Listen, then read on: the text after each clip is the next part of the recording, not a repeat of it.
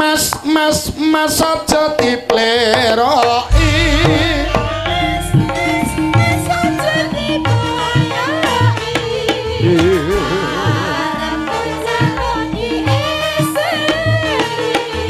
tingkah lakumu kudu ngerti cara aja ditinggal kapribaden ketimuran yo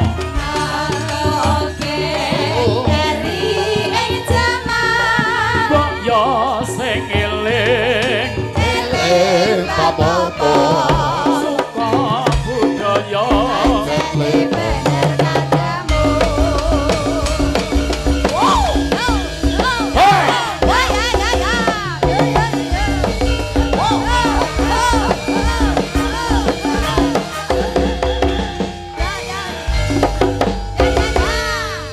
Wilujeng dalu nduk Ulfa.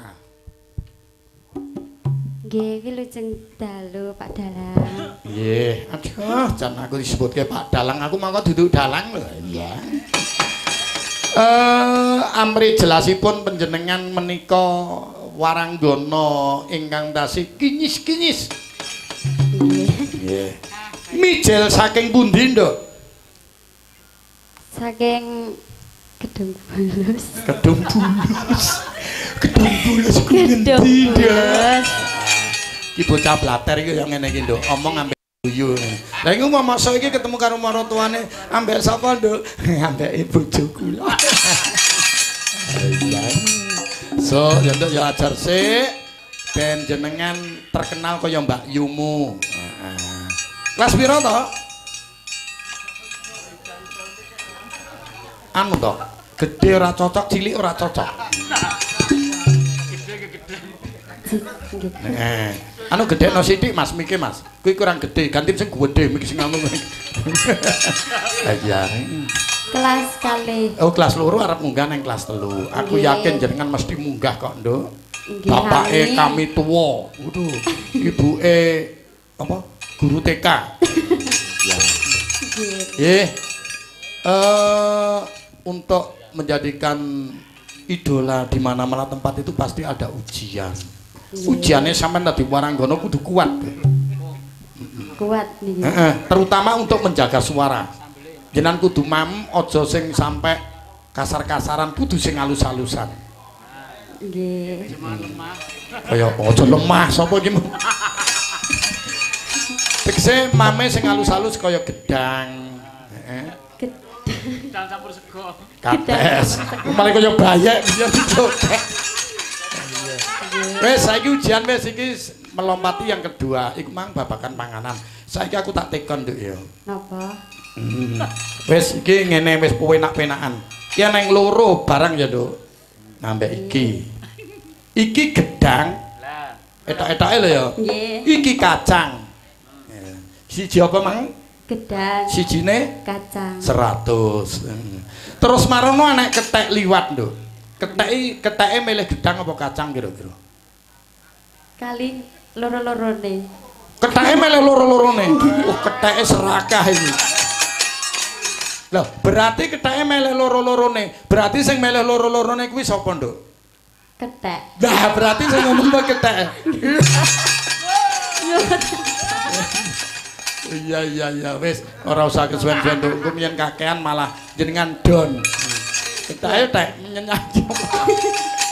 Aku ora mastani Nduk jenengan apa sing dadi favorite lagune sampean. Apa? Kitir Sumilir. Apa?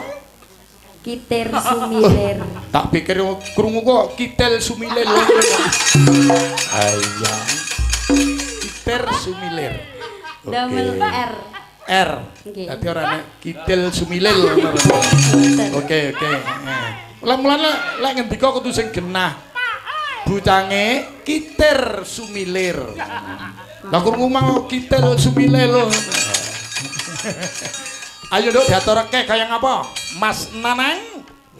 Yang kasa. Ora.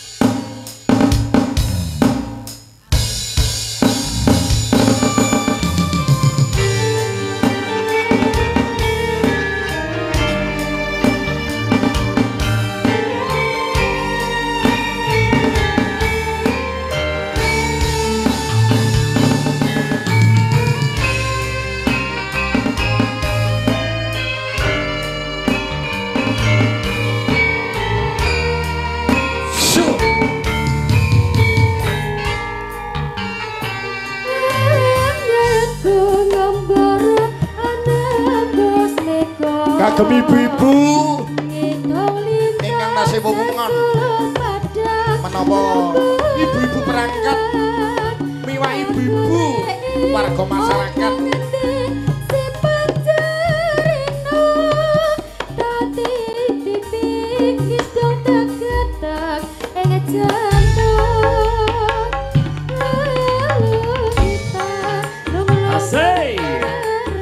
bersama Suko Budaya.